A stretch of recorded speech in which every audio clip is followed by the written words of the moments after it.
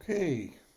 Well, you know, I think I scared people off. This style of study, this particular approach, was not the best, not the most successful. I think that's evident the fact that many people are not with us today. Um, and I kind of felt that this morning going over the material again, and was almost tempted to bring up something else. The original plan, well, the way this whole thing came into being was, Marcia asked me if I could, Rabbi Marcia asked me if I could do something on women in the New Testament. To which I said, well, I'm working on some apocryphal literature right now, especially Tobit. That might be interesting. So we decided to do both. And we will go on to the New Testament, and then we decided to do all of February on this particular topic.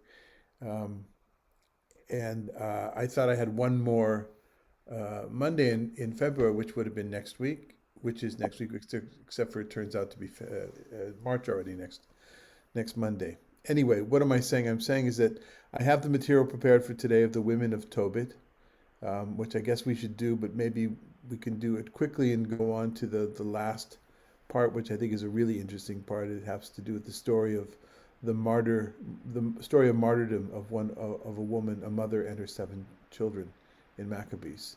The mother who in Second Maccabees is unnamed. But for now, I think because I did prepare the text and we sent it out, we'll go and at least we'll look at some of these aspects of the women of Tobit. Um, Before I go on to introduce that more, Table, did you want to say something? Just that I don't think you should take it personally. In my long experience as an older person, many session classes in person and on Zoom always have attrition. Okay. It's All right. Well, just thank you. what happens. Thank you for the encouragement. Thank you. Okay. Um, so the idea was because I was studying and teaching now the book of Tobit, and I saw that there seemed to be more women characters than other books, other than Judith, of course, which is just a small section of Daniel. I thought maybe it would be interesting, and I'm happy for my own studies, it's been very beneficial. Whether it's beneficial to others who are not studying Tobit, I don't know, and I can only encourage you perhaps to read the book afterwards. It's not a long book. I don't know, it's something like 15 chapters, something like that. Um, it can be found online in any collection or any collection of apocryphal literature, in a Catholic Bible or an Orthodox Bible, as a Christian Orthodox Bible, as we mentioned. But what I did today, though, is I asked for some help from, which I don't do very often. In this case, I think it was useful from ChatGPT to help me just with a synopsis, so we can go over that, and then we'll place the different excerpts that I went through the book and chose not all of them, but many of the sections that show us the character of the woman involved. 4 particular characters I want to talk about: Deborah, who is a grandmother; Hannah, who is the main character, Tobit's wife; Sarah, who is a kind of a side story to Tobit, a parallel story to Tobit of a woman who's undergone tragic history. We read part of that last week. We're going to go over it again today, and then Edna, who is Sarah's mother, and so let's take a look. But looking over at the outline of the book, Dan, if you could read perhaps the synopsis for us. Um, I've not been getting the study sheets in my notes. I just have last week's. I don't have. Okay. All Oh, right. I'll put it in the chat. Okay, thanks. Okay. So Megan, in the meantime, perhaps the synopsis.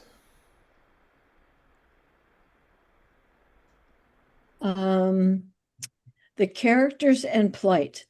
Tobit is a devout Jew who buries his murdered kinsman, but is blinded by bird droppings.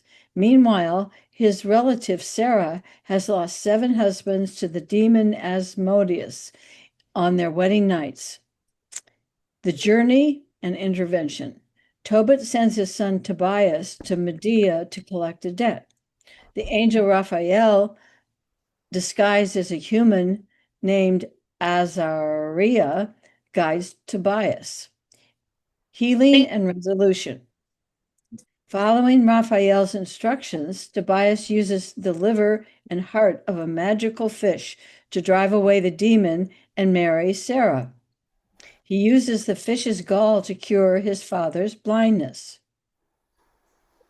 Themes. The book emphasizes faithfulness to God, the importance of almsgiving, prayer, and proper burial of the dead. It highlights God's providence and protective role of angels. Right. And so many more themes as well. This is the limitations of AI when it comes to the tools. They're I'm sure more sophisticated tools, but the tools readily available, and a word of warning to anybody that thinks that they can take shortcuts that way. In this case, it helps us tell the story a little bit, as much as we need, I think.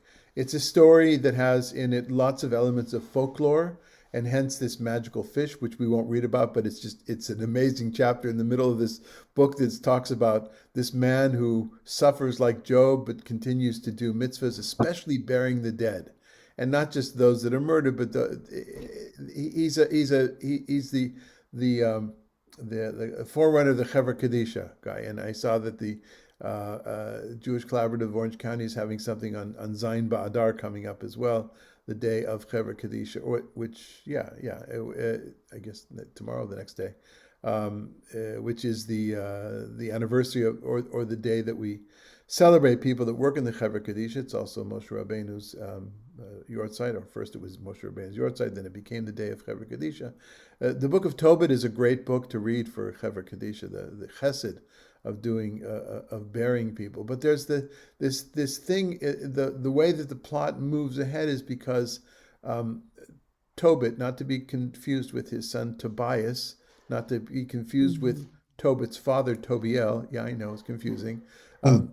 Tobit has they've gone into poverty, but he has money, a huge amount of money that he has stored with somebody far off in another land, and that's in the background of this whole story. Is that they suffer, and yet at some point he's going to send his son to retrieve that money. So let's take a look in the introduction to the entire story. Whatever, we've got this man who is telling the story first person, and it's not only burying the dead, but he does other stuff as well. And we learn about that with the help of his grandmother. Chuck, you want to read number 1 for us, Devorah? Number 1, Devorah 1, 7 through 8. Also, every 6 years I would save up a second tenth in money and go and distribute it to each year in Jerusalem, giving it to orphans and widows and to the converts who had attached themselves to the Israelites. In the 3rd year, I would bring it and give it to them, and we would eat it according to the ordinance decreed concerning it in the laws of Moses, and according to the instructions of Deborah, the mother of my father Tobiel. For my father had died and left me an orphan. So what do we learn about Devorah? Remember, our topic are characters of women in this apocryphal literature. This particular book about Tobit, how does the author present Devorah?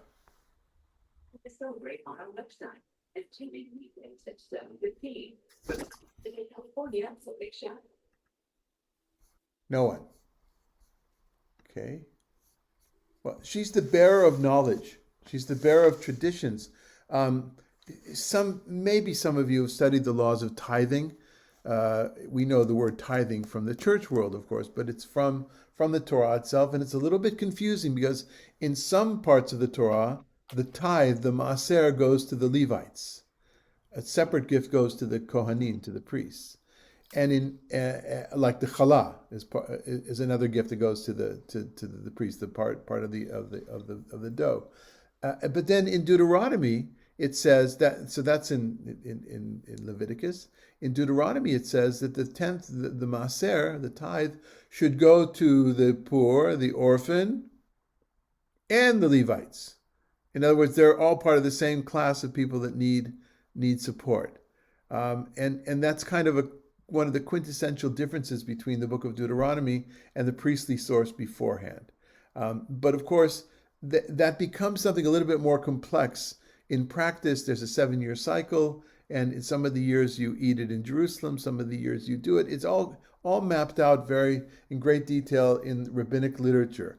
But it's a little bit unclear exactly what you're supposed to do if you just read the Torah.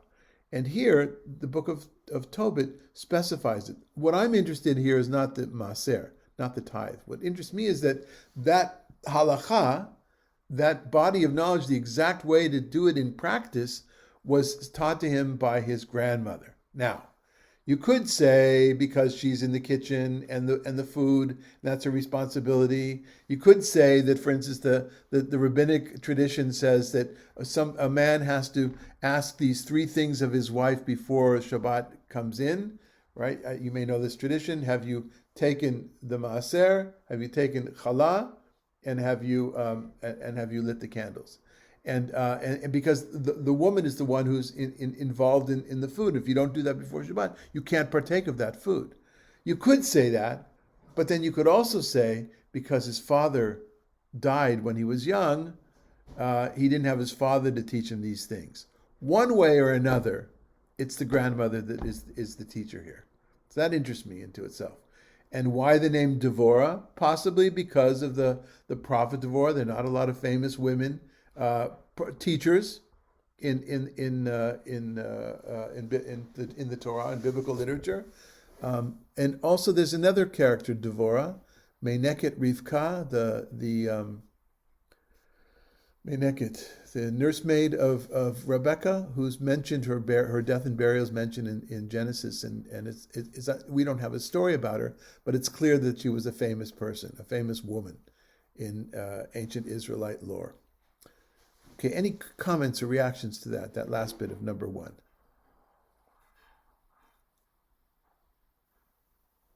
Okay, I realize there's something very unsatisfying about not reading the story itself. And that's why I question my methodology for this particular section of this mini course. But committed, so we're going to go through with it anyway. So if you would, Chuck, read another one. Now we're moving on to Hannah, or you'll read in English translations, Anna, of course, just like Deborah and Devorah. And this is when she is introduced in the first chapter of Tobit. Hannah. When I became a man, I married a woman, Hannah, a member of our own family, and by her I became a father of a son whom I named Tobias. I had a professor named Tobias. Yeah. There you go. So you had Tobias, nice name. You find it in Sweden. We had some Tobias friends in Sweden, and so the importance for me of this section is that it's not we don't know anything about Hannah from this yet, right? But we don't know about her personality, but we do know she's from the same family, from the same clan, from the same, maybe probably here from the same tribe, Naphtali. It doesn't mean, it could be a cousin as well, right? You may know that cousins are not a problem. An uncle, according to the Torah, an uncle cannot marry his niece, but an aunt can marry her nephew. And first cousins are allowed as well. So there's something about marrying into the tribe, into the clan, and that's a leitmotif throughout this book. One might even say perhaps there's a statement being made in the book of Tobit against intermarriage or marrying outside of the tribes, outside of Israel. Yes, Taiba. Just a historical fun fact from Rabbi Elliot Dorff. That in Rhode Island, in the colonial years, it was legal for Jews' uncles to marry nieces, but for no one else. I'm sorry, I mixed it up. It's uncles can marry nieces, but aunts cannot marry nephews. I mixed that up. Well, because you were thinking of Moshe Rabbeinu, whose parents were in fact aunt and nephew. Oh, okay, you're very kind you're very kind to me today. A friend of ours, I grew up with a woman whose father was the Orthodox rabbi in our neighborhood, and she got married to her first cousin. And I remember they had to go to Las Vegas for the civil marriage because it's not allowed in California, but in Nevada it is, or it was. which was kind of funny because they were very Orthodox, and you don't think of very Orthodox people going off to Las Vegas to get married. At least I didn't. When we were teenagers, when we were young men, I think it happened when she was 19. Okay, all right. So, Tybal, why don't you read for us the next section about Hannah? Short and sweet. Oh, no, I'm sorry. The previous was. At that time, my wife Hannah earned money at women's work. She used to send what she made to the owners, and they would pay wages to her. One day, the 7th of Distress, when she cut off a piece she had woven and sent it to the owners, they paid her full wages and also gave her a young goat for a meal. When it came toward me, the goat began to bleat. So I called her and said, "Where did you get this goat? It is surely not stolen, is it? Return it to the owners, for we have no right to eat anything stolen." But she said to me, "It was given to me as a gift in addition to my wages." But I did not believe her and told her to return it to the owners. I became flushed with anger against her over this. Then she replied to me, "Where are your acts of charity? Where are your righteous deeds? These things are known about you."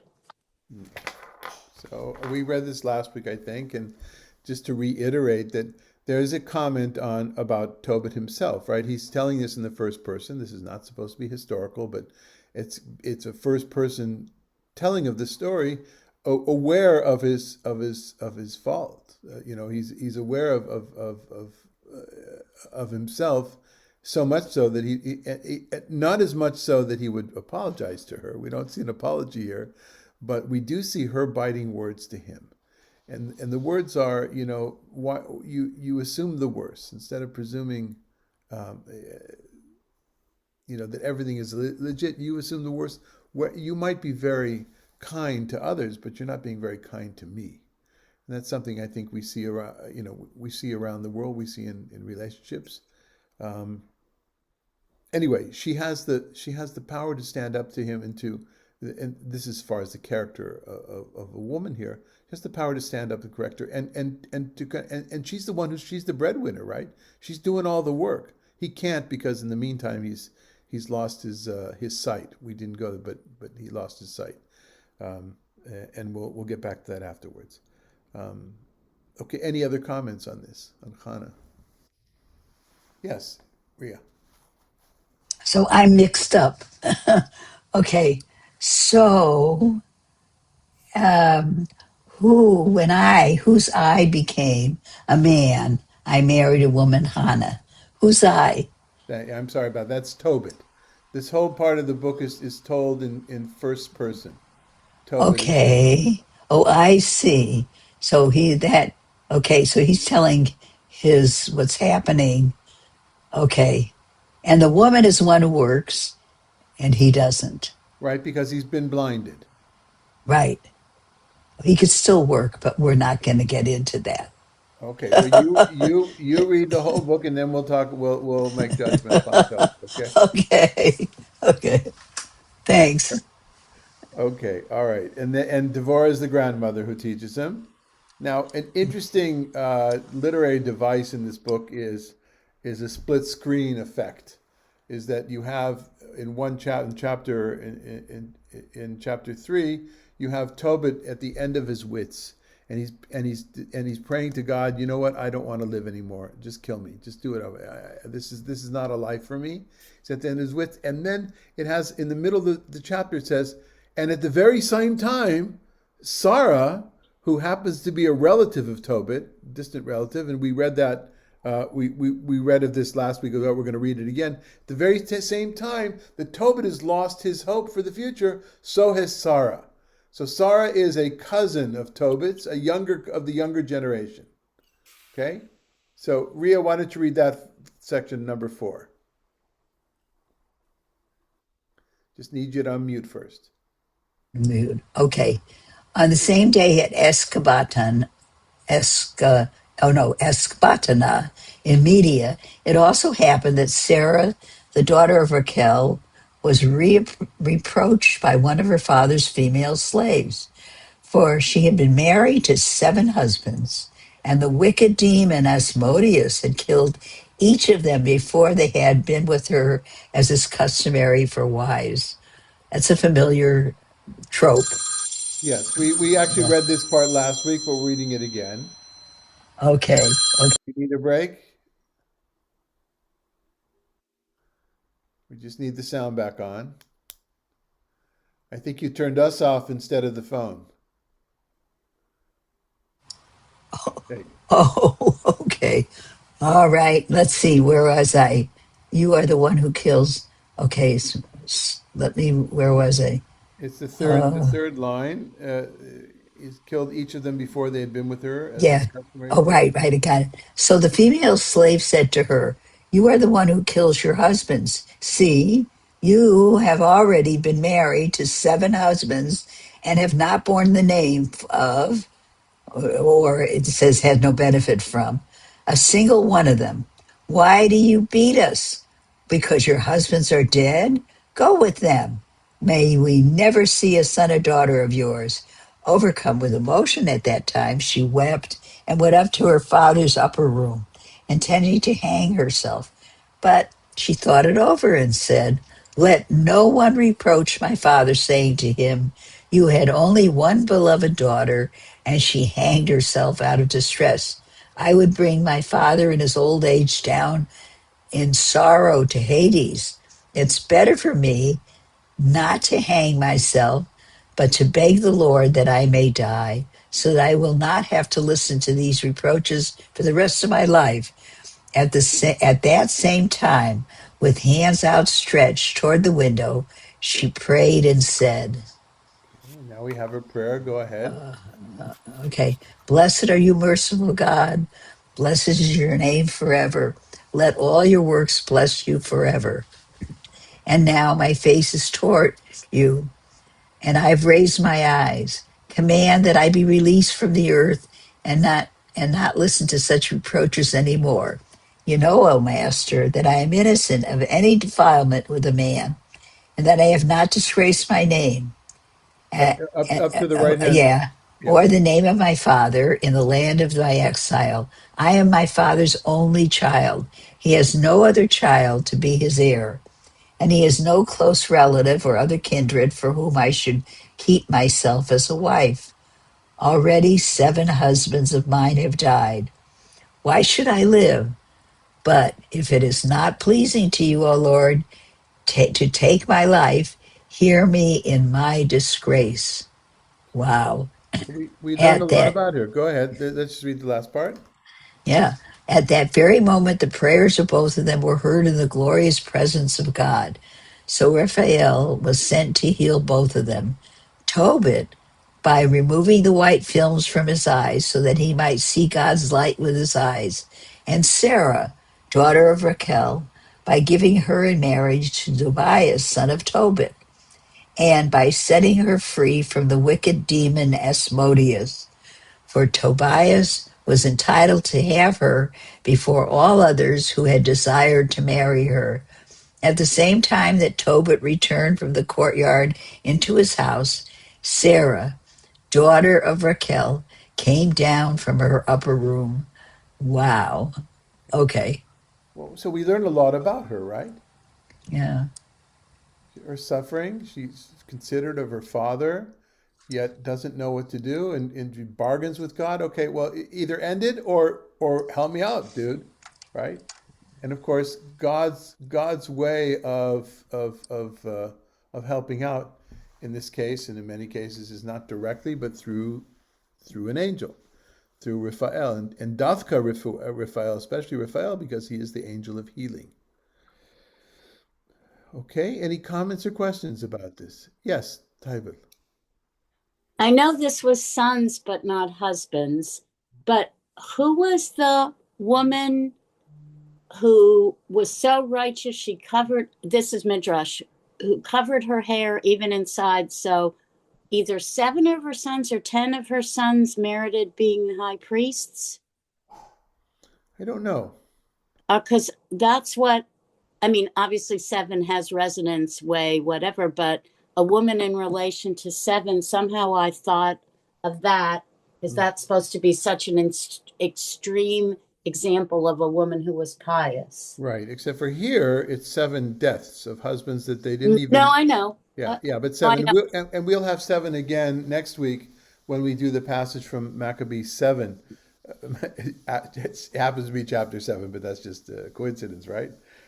Second Maccabees chapter 7, which will look at the story of the martyrdom of the 7 sons and and the mother in the end, who in some later sources is called Hannah, by the way, but that's not in the text itself. But we'll look at that next week. So yeah, it's very tragic, but also this thing, like, it comes up that it turns out that those 7 men died because she was not supposed to be married to them. She's supposed to be married to Tobias, according to this. And that's going to come up a little bit later as well. I'll already say it's a reinterpretation of the laws of the levirate marriage in Deuteronomy 25, where if a husband dies childless, his brother has to take on the wife. I think we spoke about this in the past. If not, I'll answer more questions about it.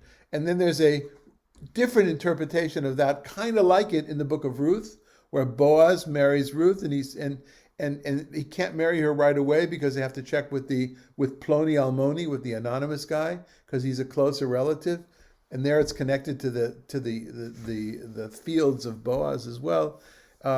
It's unclear exactly how this thing was in practice, but it's clear that there is an emphasis on family taking care of their own. And I think what's being hinted at here is that those 7 other husbands died because they were not the right ones to marry her, which is a pretty rough thing to say, and to use this young woman as an example to teach this is even rougher.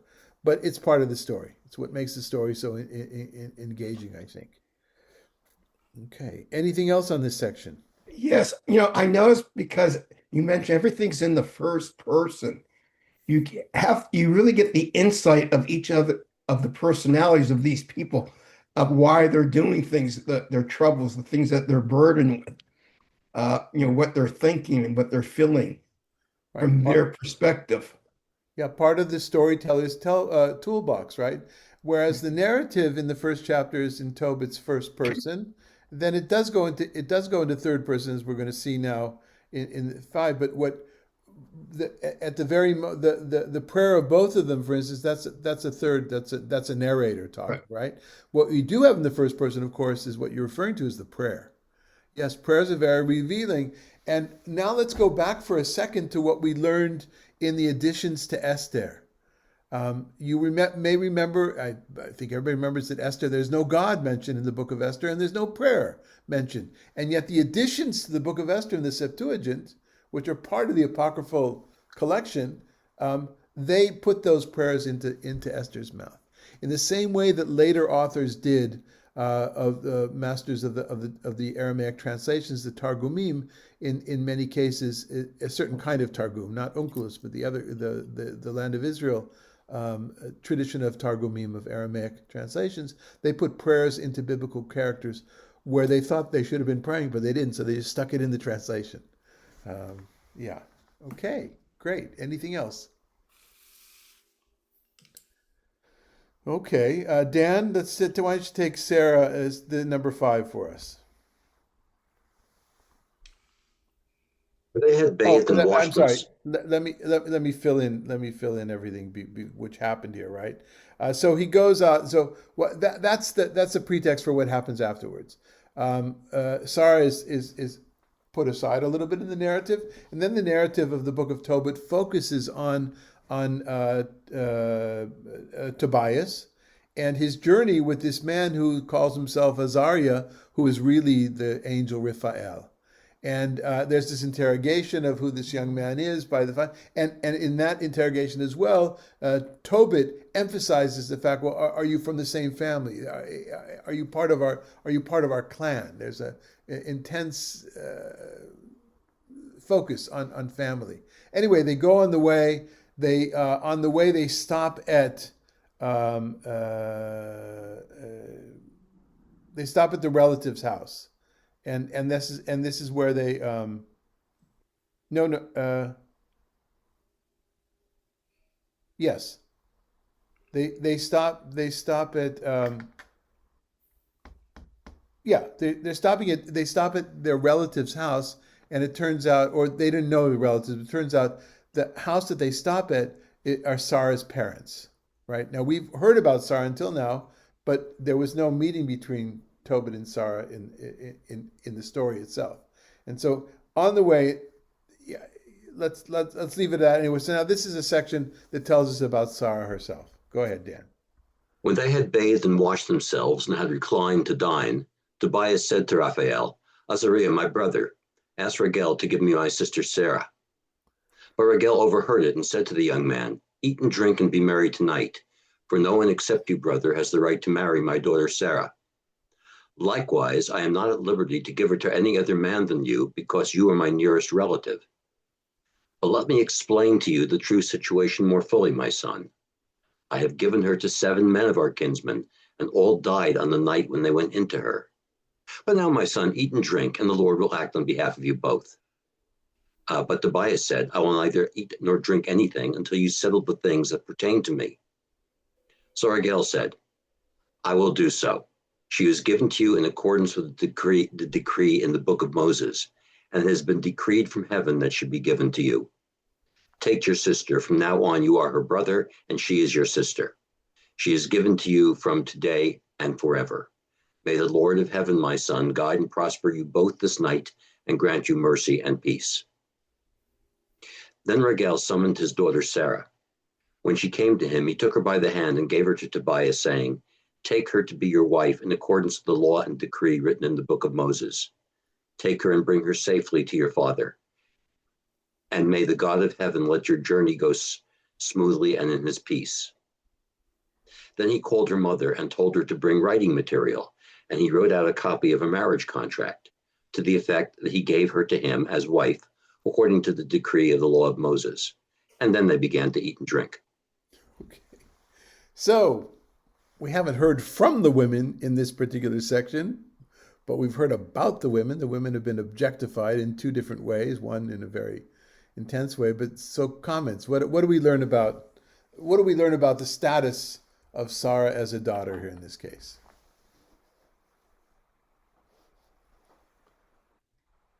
Go ahead, Ria. She's her father owns her. Even though That she had been married 7 times, right? right, but because they hadn't consummated the marriages, that's my assumption. Yeah. And the other thing is that the well the comes in again as it does in Torah. Uh, there's a thing about the well. They had stopped at the well, Oh, when they bathed and or washed? Is that what you're referring to? well, there's something about the well, but maybe it's I read ahead and I don't know where. Okay, never mind. But Okay. the other thing is in the 21st century, then what about the genetics? This is really horrifying. Um, and of course, they didn't. The storytellers had no idea, but there may have been some understanding.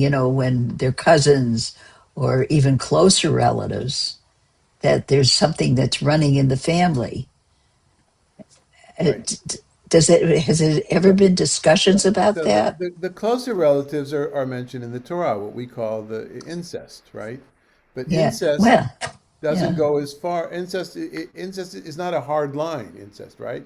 It's you could, and cousins have been marrying cousins forever around the Right. world. And therefore, we have all these genetic Okay. diseases that have run through the Jewish Ashkenazi communities. And I'm just horrified. Well, Anyway, well, yeah, okay, but nothing. In other words, as you say, there's no. This is not. That's not part of the story because they don't know about no, that. They no. do know about close cousin, but this is not. She's not meant to be a close cousin. Just because it never spells out exactly. I think if I remember correctly in the book. But if they're in animal husbandry, if these communities are dealing with breeding animals, you'd think that they'd have some insight into this thing. Okay, not my expertise. Not my Anyway, expertise. it's just like, oh Okay, my goodness. okay. Oh, Yeah, Tybal. Um, but I wanted to remind you, Ree, if I'm pronouncing it correctly, it's a package deal in that it also has thought to have intensified the innate musicality among Ashkenazim. It's both a weakness and a strength. The very endogamous, um, not just marriage, but having children. Okay, I think we're getting a little bit above our heads here. These are interesting questions for. This is kind of an Elliot Dorff kind of a question as well. He was very, very well versed in all this kind of medical studies. Back to the back to the what we just read now. We do have some insight into the marriage process, at least according to this story, right? The marriage is arranged for her, as Ria pointed out, but also who performs the marriage here?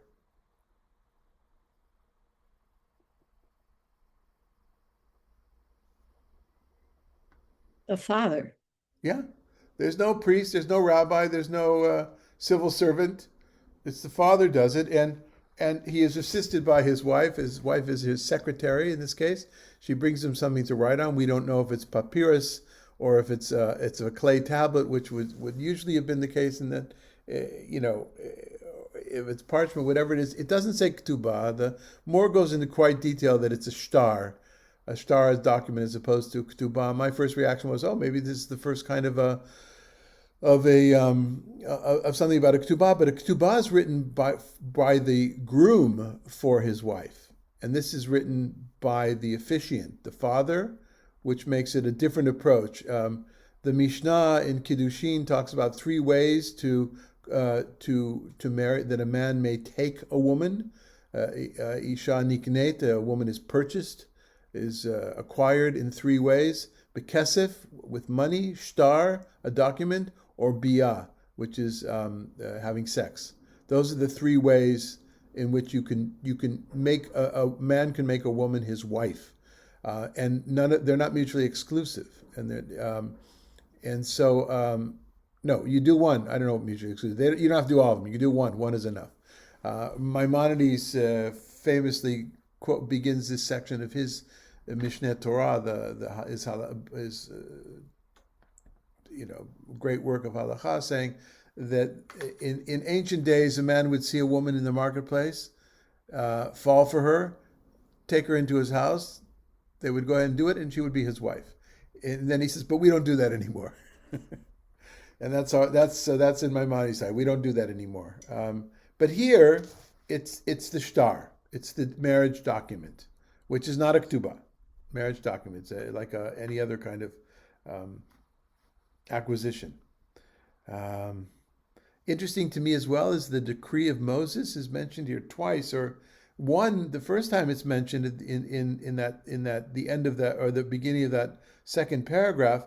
It's kind of referring to Deuteronomy, the law of the levirate marriage that I quoted beforehand.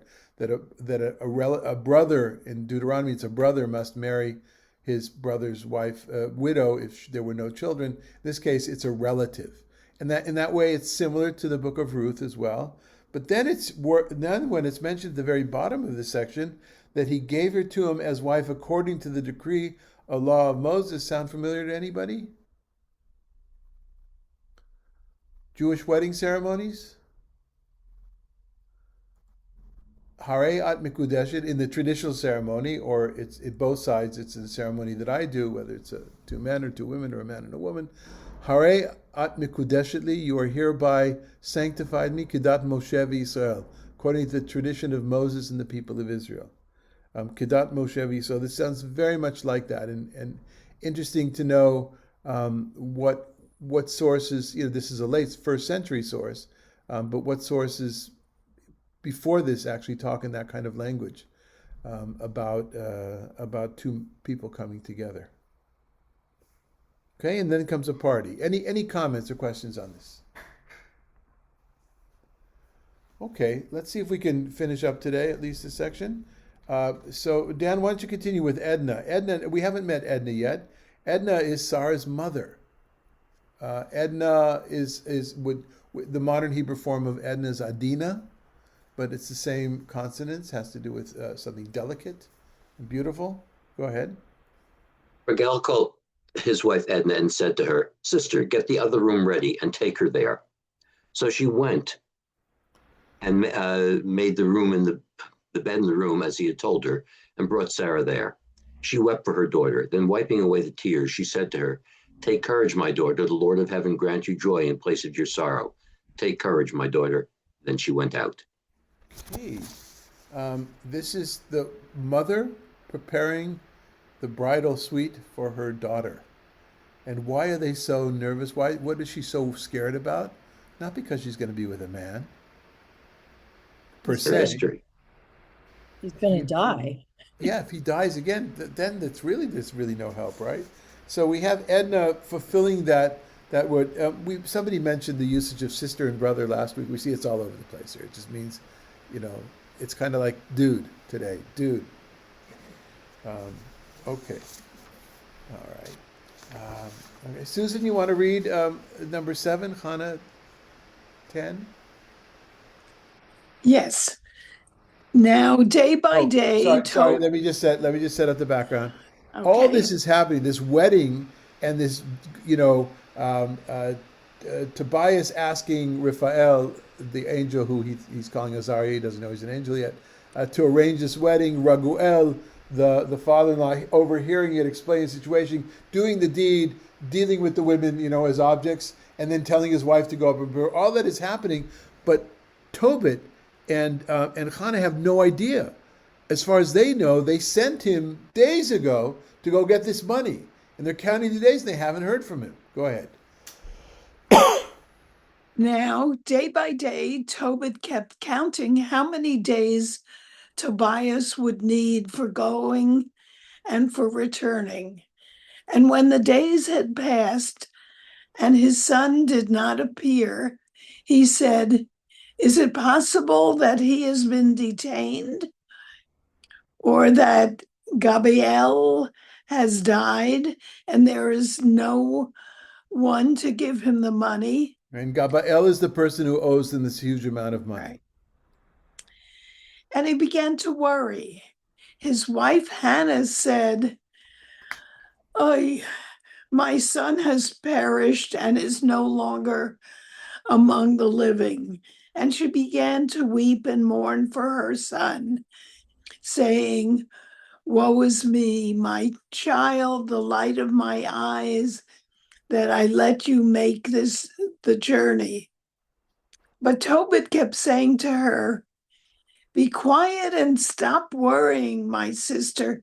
He is all right. Something must have happened to delay them. The man who went with him is trustworthy and is one of our own kin. Do not grieve for him, my sister. He will be here soon." She answered him, "Be quiet yourself. Stop trying to deceive me. My son has perished." She would rush out every day and watch the road her son had taken and would heed no one. When the sun had set, she would go in and mourn and weep all night long, getting no sleep.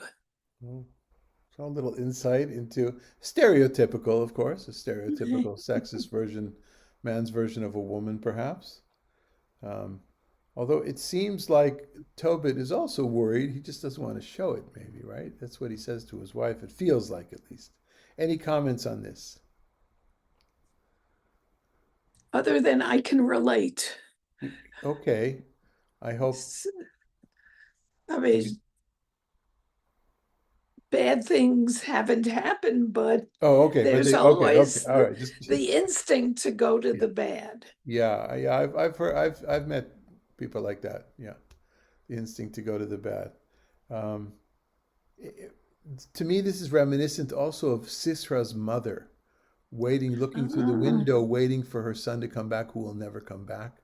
It feels like language. If we were going to put more effort into this, then as I mentioned last week, I think, or maybe I mentioned to another group, I would have to go back to the Greek of Tobit here, how the wording is. Then I would check the Septuagint, the Greek translation in Judges, to see if it's the same words, the same word combinations. But from a theme point of view, it feels similar. It's also similar to Jacob having Joseph taken away from him. Yeah, this idea of parents losing their children. Yeah. Anything else? So meanwhile, back at the ranch, at the other side of town, the other side of the country, with Edna, go ahead, Susan, read number 8 for us. Then Edna said to Tobias, "My child and dear brother, the Lord of heaven bring you back safely, and may I live long enough to see children from you and of my daughter Sarah before I die. In the sight of the Lord, I entrust my daughter to you. Do nothing to make her unhappy all the days of your life. Go in peace, my son. From now on, I am your mother, and Sarah is your sister. I've got to take care of this." Okay. May we all prosper together all the days of our lives. Then she kissed them both, and she saw them safely off. Try to remember that from a literary point of view, these stories are being told side by side in a split screen. It's the best he can do to have a split screen. It's Hannah on one hand, Edna on the other hand. Edna is filled with hope. Still, that stereotypical sexist way of looking at the mother, the nudge, and don't forget, I want grandchildren. And you bet this jewelry better be made from gold, no silver for my daughter, only gold. And whatever you might read this, but here she is, and she's letting her daughter go, and there's something beautiful about this as well, right? She's letting her daughter go, not assuming that the worst will happen. Any comments? Okay. So they're on their way back. I didn't mention that at some point, I think it's in chapter 7. No, it's in chapter 8. Sorry, in chapter 8. Now is the time to mention chapter 8. Tobias goes down to the river to wash himself, and a huge fish, tries to eat his foot. There's different versions. One is tries to eat him. The other version is tries to eat his foot. And then Azariah, who is Raphael, the angel, making believe, says, "Quick, catch that fish. It's a magic fish." And then tells him to take out the heart and the liver, and to preserve them in salt, and the gall as well. The gall, it's an inner organ, and they're going to be used. They're going to be used going forward. But he takes them, save those parts of it. Throw out the intestines. And then I guess they sat down to a fish meal as well. But this magical fish is involved as well. All right, so you got angels, you got fish, you got great distances, you got tragic history of marriage, you got all this dramas going on. And finally, Tobias comes home with this bride. And this is Hannah meeting him. Go ahead, Megan. Number 9.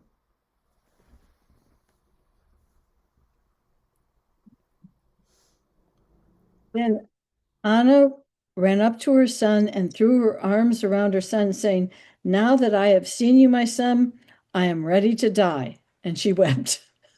Interesting, right? Her husband wanted to die. Sarah wanted to die because life was going so well. And now life has gone so well. Okay, now I can die. Now I can die. Interesting, huh? Isn't that what Yaakov said when he saw Yosef? This is what Sasha mentions correctly, that's exactly what Jacob said when he finally saw Joseph, when he's reunited with Joseph. Now I can die, yeah. Lots and lots of reflections of this book backwards. So Megan, go ahead and read from Sarah now. When Tobit met Sarah, the wife of Tobias, he blessed her, saying, "Come in, my daughter, and be welcome. Blessed be your God who has brought you to us, my daughter. Blessed be your father and your mother. Blessed be my son Tobias, and blessed be you, my daughter. Come in now, come in now to our home, to your home, and be welcome with blessing and joy. Come in, my daughter." So on that day they were rejoicing among all the Jews who were in Nineveh. Okay, lots of rejoicing going on. And finally, the last section about Sarah. Why don't you continue, Megan? Okay. Raphael said, "I will now declare the whole truth to you and will conceal nothing from you. Already I have decided it to you, and when I said, 'It is good to conceal the secret of a king, but it is good to conceal the secret of a king, but to reveal with due honor the works of God.' So now when you and Sarah pray, it was I who brought the record of your prayers before the glory of the Lord, and likewise whenever you would bury the dead. And at that time, when you did not hesitate to get up and leave your dinner to go and lay out a corpse, I was sent to you to test you. At the same time, God sent me to heal you. And Sarah, your daughter-in-law, I am Raphael, one of the 7 angels who stand ready and enter before the glory of the Lord." The 2 of them were shaken and threw themselves face down, for they were afraid. But he said to them, "Do not be afraid. Peace be with you. Bless God forevermore. As for me, when I was with you, I was not acting on my own will, but by the will of God. Bless him each and every day. Sing his praises." Has to point out that an angel is not a god in any way. He's only a shaliach, only a messenger of God. So, impressions from these highlights of not all, but lots of the sections that talk about these 4 women. 3 generations, like a grandmother, 2 daughters, wives, 2 mothers, and a daughter.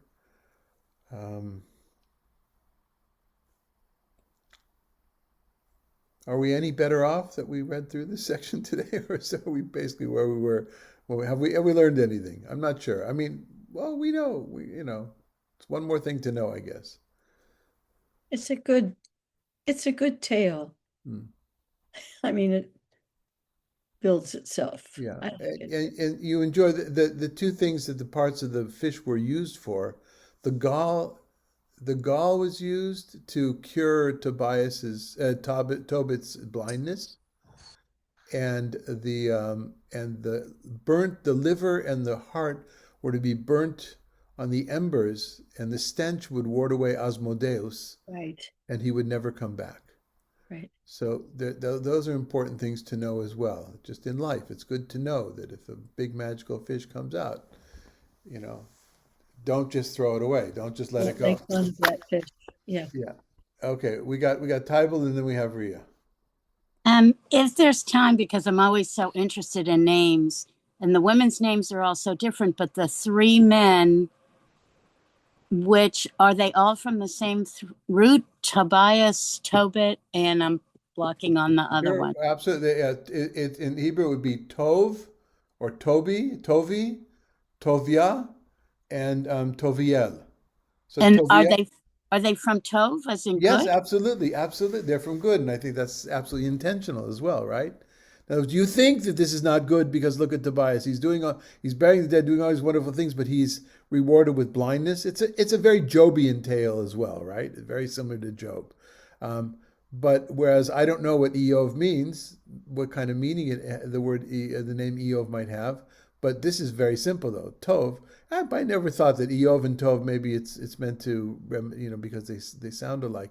But Tov is from goodness, yeah, absolutely, very much so. It's ironic in that way. Yes, Ria, did you want to say something? The gall is the gallbladder. Yeah. And I think it sits on the liver or the pancreas. I'm trying to remember. I think In a it's fish, I don't know. it would be the same. It would be the same. So yeah, because it's a vertebrate. That's a vertebrate characteristic. It's the So, pancreas. yeah. So, I had a pancreatic cyst removed and they took my gallbladder out too. So I'm an yeah, expert. it's a pancreas. Yes. Okay. But did And they save the so, gall? Did they save the gall to cure blindness? Good question. But I lost my spleen too. I guess I didn't need it. so if you're taking apart a chicken, you got to be really careful not to break the gallbladder because it destroys all the. I mean, in a sense, it makes it unedible, the Okay. inside of the chicken and all. So that's just as an aside. Okay. So I don't. It has evil intent.